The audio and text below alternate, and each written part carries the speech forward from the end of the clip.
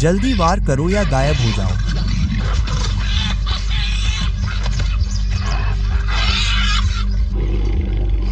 यह honey badger अभी पूरी तरह से माहिर नहीं है, फिर भी हार मानने या चुप रहने को तैयार नहीं है।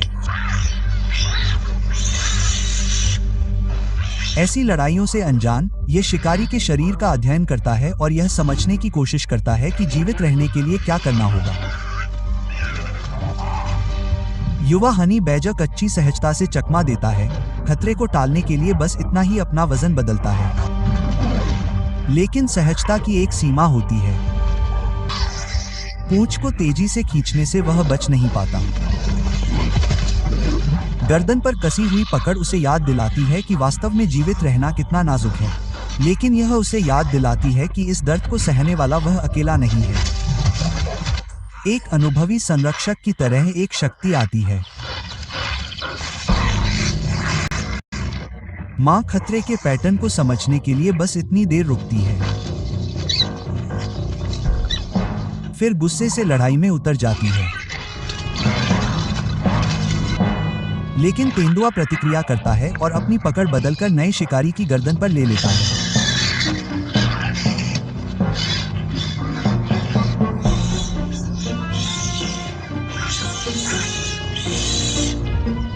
अपनी बेटी को खुला देखकर मां आगे बढ़ती है और तेंदुए का सामना करने के लिए अपने शरीर को फिर से तैयार करती है।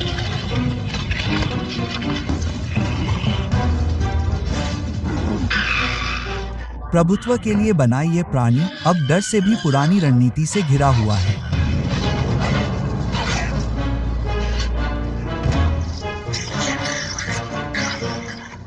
अकेला हनी बैजर कोई आसान दुश्मन नहीं है, वह किसी भी चीज पर हमला कर सकता है। दो एक समस्या है।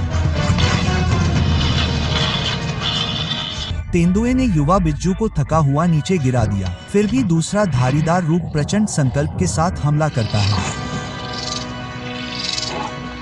तेंदुए का वार अभ्यास के साथ जमीन पर पड़ता है। बिज्जू के जवाबी हमले का जवाब बिज्जू ने अपने नुकीले पंजों से दिया।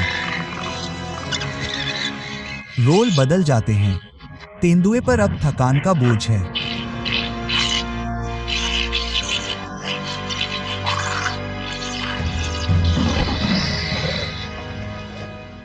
तेंदुआ अपनी अगली चाल सोच भी नहीं पाता। बिज्जू अचानक सटीक तरीके से काटता है।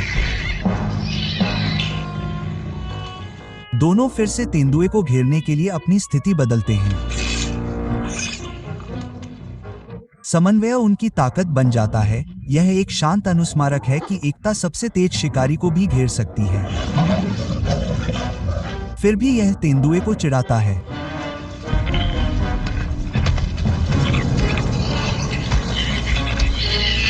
वह बिज्जू पर अपने पंजों से हमला करता है। फिर भी उसके शरीर का आवरण इतना लचीला होता है कि कई हमले अंदर जाने के बजाय फिसल जाते हैं या मुड़ जाते हैं। जैसे ही तेंदुआ मां की गर्दन काटता है, बेटी भी उसी तरह उस पर हमला करती है।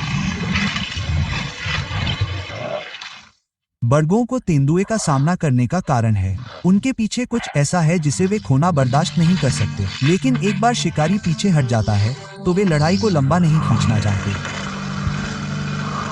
बिज्जू कुछ दृढ़ कदमों तक उसका पीछा करते हैं, ये सुनिश्चित करते हुए कि पीछे हटना वाकई है। जंगल हमें सिखाता है कि सुरक्षा की पुष्टि होनी चाहिए, मान नहीं लेना चाहिए। यह सारा संघर्ष इसलिए शुरू हुआ क्योंकि अनमोल नवजात शिशु एक अंधेरे पवित्र स्थान में छिपे हुए थे। बड़ों के लिए इससे बढ़कर कुछ नहीं था। वे छाया में छिपे बच्चों की रक्षा के लिए किसी भी हद तक जा सकते थे।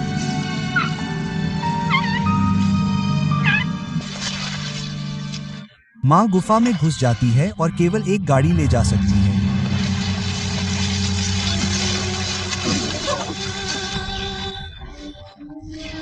मां और बेटी झाड़ियों के बीच एक साथ चलती हैं और खतरे से मुक्त जगह की तलाश करती हैं।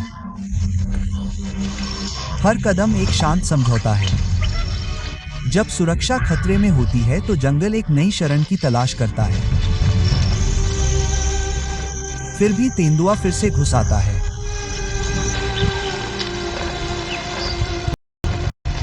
कदम सोच समझकर, सांस धीमी करके, वयस्कों पर नहीं बल्कि उस नाजुक जीवन पर ध्यान केंद्रित करता है जिसकी वे रक्षा कर रहे हैं। जैसे ही तेंदुआ दिखाई देता है, दोनों भाग जाते हैं और धूल में भाग जाते हैं। माँ तेंदुए की तलाश में पूरी तरह से तैयार होकर तेजी से भागती है। वह शिकारी को गुमराह करते हुए झाड़ियों में अप्रत्याशित कोनों से मुड़ती है, क्योंकि वह जानती है कि ऐसी ताकत से बचना असंभव है। एक बार बच जाने के बाद बेटी को अगली पीढ़ी की सुरक्षा का कर्तव्य सौंपा जाता है।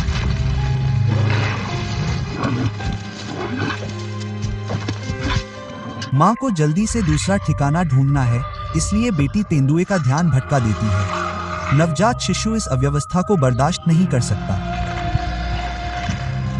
यह शोर, यह लगातार प्रदर्शन तेंदुए को कुछ पल देता है, जबकि माँ नवजात शिशु को नई मांग में और अंदर छिपा देती है।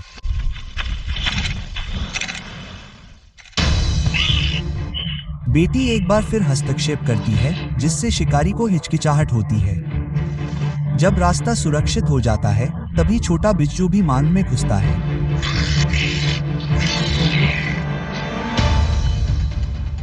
तेंदुआ मांग में अपने पैर आगे बढ़ाता रहता है, लेकिन मां बड़ी ही सटीकता से उसके अंग पर वार करती है।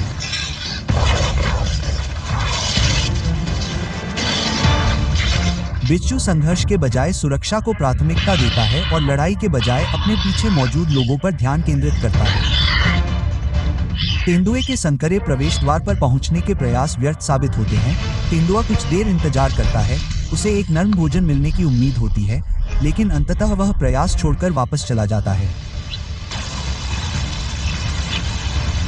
फिर भी बिच्छू परिवार मांग में नहीं रह सकता। ठिकाना अब खतरे में है और दूसरा शावक अभी भी पहले वाले खोह में अकेला पड़ा है, उसे भुलाया नहीं जा सकता। यहाँ एक प्राणी की सबसे बड़ी ताकत वह बंधन है जो उसके परिवार को जीवित रखता है। छतरी के नीचे, जहाँ टूटे हुए टुकड़ों में रोशनी पड़ती है, तेंदुए पत्तों की छाया और धूल में फुसफुसाते हुए चलते हैं। तेंदुए एकाकी, मध्यम आकार के बड़े बिल्लियां हैं जो अपनी चुपके, अनुकूलनशीलता और अद्भुत ताकत के लिए जाने जाते हैं। वे किसी भी बड़े शिकारी की तुलना में सबसे व्यापक वितरण में से एक हैं। अफ्रीका, मध्य पूर्व और एशिया में दूरदराज के पहाड़ों और घने जंगलों सहित उनके शरीर बहुमुखी प्रतिभा के लिए बने हैं, जो चुपके, ताकत और अचानक तरल गति के बीच सहजता से बदलाव करने के लिए आकार लेते हैं। सच्ची ताकत बहुमुखी प्रतिभा से आती है। तेंदुए अत्यधिक अवसरवादी होते हैं। वे विभिन्न प्रकार के शिकार करते हैं, जो परिदृश्य प्रदान करने वाले अपने आहार को समायोजित करते हैं। उनकी इंद्रियां एक तीक्ष्ण स्पष्टता के लिए तेज होती हैं, जिससे वे हल्की सरसराहट, हल्की गंध और रात के हथियारों की सूक्ष्म लय को पढ़ सकते हैं जो प्रत्येक शिकार का मार्गदर्शन करते हैं। उनकी यही तीक्ष्ण प्रवृत्ति अदृश्य प्रहरी की तरह बाहर की ओर फैलती है, जो खतरे को छाया से बाहर निकलने से पहले ही पहचान लेती है। यह सुनिश्चित करती है कि उनके छिपे हुए बच्चे की हर सतर्क सांस सतर्कता से सुरक्षित रहे।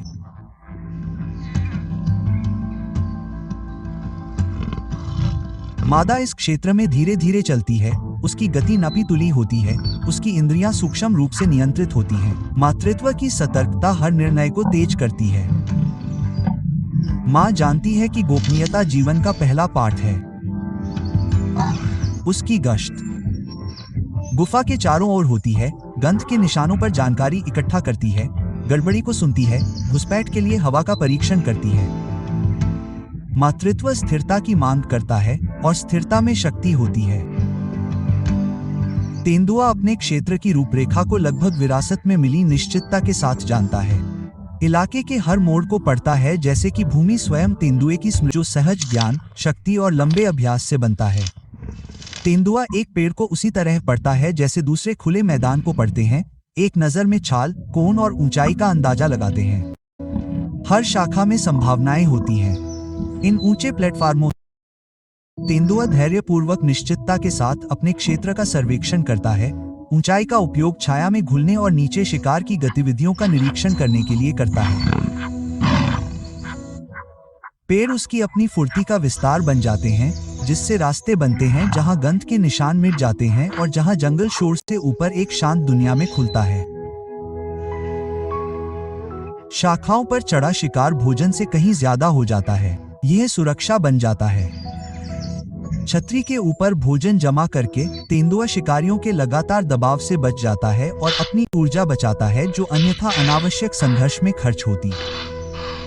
ये क्षेत्रीय सीढ़ियां उसके क्षेत्र में पेड़ों को चिन्हित करती हैं। हर एक सत्ता और शक्ति का प्रमाण है।